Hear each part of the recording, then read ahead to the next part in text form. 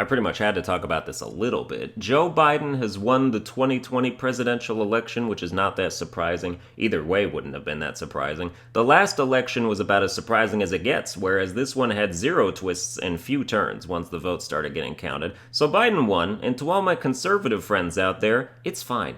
The presidency has changed hands a total of 5 times since I've been alive, and every time the average American has seen little change to their individual lives as a result of presidential decree. I don't like when people hinge their emotional well-being on who's in the White House. I know a lot of the people celebrating today are going to be euphoric for about 30 minutes before they realize their lives haven't changed and go back to being miserable. But if gloating is the only thing that can keep the inner demons at bay, go right ahead. Just know that the only thing that existentially bothers me about this country is the fact that you're in it.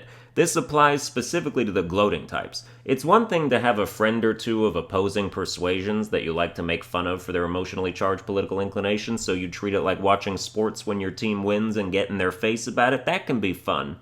But if your team wins and you want to take to social media and gloat towards half the entire country, I'm like, damn, are you okay? What did these strangers do to you? Your self-satisfaction sure relies on a lot of people's annoyance. That seems unsustainable. Satisfaction has to come from within. You need to generate the things in your life you feel good about. There's a reason why countries who export a lot of goods are richer than those who only import. Your emotions participate in that economic truth too, bucko. Try growing some happy crops of your own. My satisfaction is almost exclusively self-generated, and as such, it's hard to take away my generally positive state of being. I'm certainly affected by things people say, like if someone I know said some mean shit, it might scratch me, but it wouldn't break the skin because my mental armor is made up of high opinions of myself in different areas. And anyone's immediate reaction to that might be like, oh, this dude's full of himself. But like, that's the right fucking thing to be, rather than full of someone else or everyone else. Imagine being full of everyone else's opinions of you. There's no room for you there. No wonder your self-esteem has cancer. It's under constant attack by hostile foreign cells. If you're too worried about being full of yourself to build up some of your own antibodies, you're going to spend the rest of your life in a state of imposed worthlessness. Not to mention your familiarity with that feeling will extend outward and you'll start infecting other people's biology with your bacteria because it's all you know.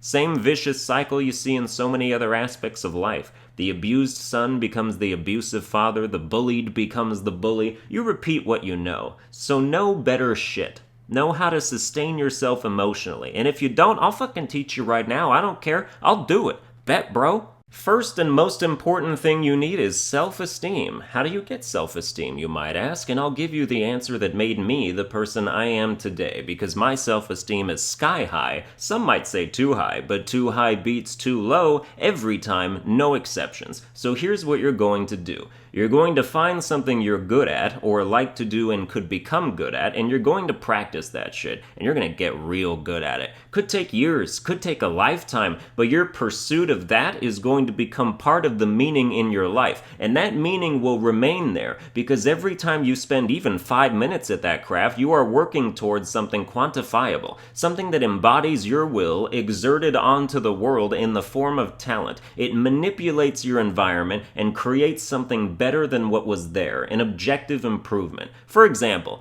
if nobody could play piano, the existence of pianos wouldn't amount to much, would it? But it's the player who can take that potential and from it manifest pure art. A beautiful song on piano is better than a piano. An incredible painting is better than an easel and paintbrush. And you can be the instrument that turns that which creates into creation. Those are purely artistic examples, but it doesn't have to be. You don't have to be a musician or an artist. You can be an athlete, pushing the limits of the human body, expanding what we believe human beings to be capable of, or you can simply use the pursuit of knowledge to become the authority on a particular topic and solidify your value that way. Self-esteem means recognizing your own value, and if you want to recognize some value, you should probably think about acquiring some. And don't feel the need to hyper-specialize. I play piano, drums, guitar, I sing, rap, and do voices. I used to win tennis tournaments. I tell solid-ass jokes. I write scripts like this one and can make it sound like I'm not even reading it. I make myself entertaining when I play video games.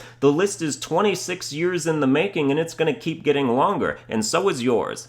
I do all those things moderately to severely well. It's good to amass a treasure trove of talents, so even if you're not feeling particularly good about one area for a while, you can look at the other places you shine and be reminded that there is nothing in this goddamn world that can reduce you to zero. Except death. But even then, people will remember you, and the more impressive you were, the longer a legacy you'll leave. My goal is to never be forgotten, and that's going to be quite the thing to work towards. But as a result of always working towards it, I wouldn't kill myself if you put a gun to my head. Way too much to live for, breh. For me, the meaning of life is the cultivation of talent. That's all I've ever needed to get by, and I am more than satisfied. Well, that's going to do it for this episode. I hope you enjoyed it. If you did, you can like, share, and subscribe, and I'll see you guys next time.